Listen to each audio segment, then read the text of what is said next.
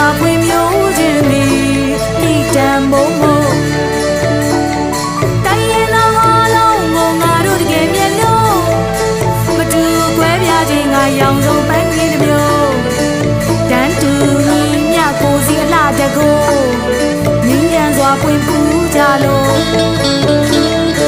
လေးစားမြတ်လို့ကြလို့ဟဲ့ပေါင်းစုတည်ဆောက်ကြစို့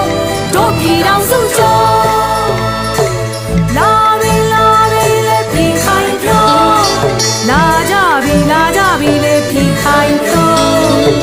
လာပြီလေပြည်ခိုင်ပြောလာကြပြီလေပြည်ခိုင်ပြောတို့နိုင်ငံကျော်တို့လူမျိုးကျော်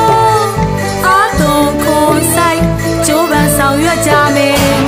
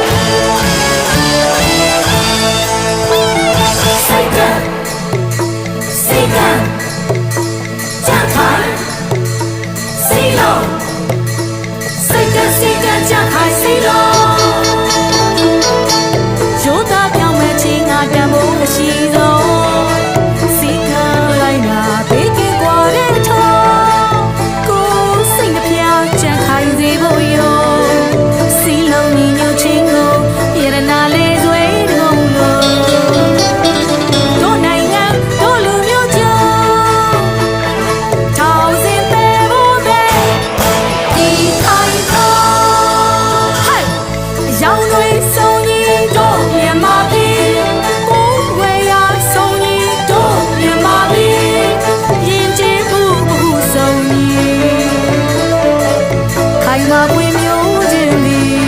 ဤတံမို့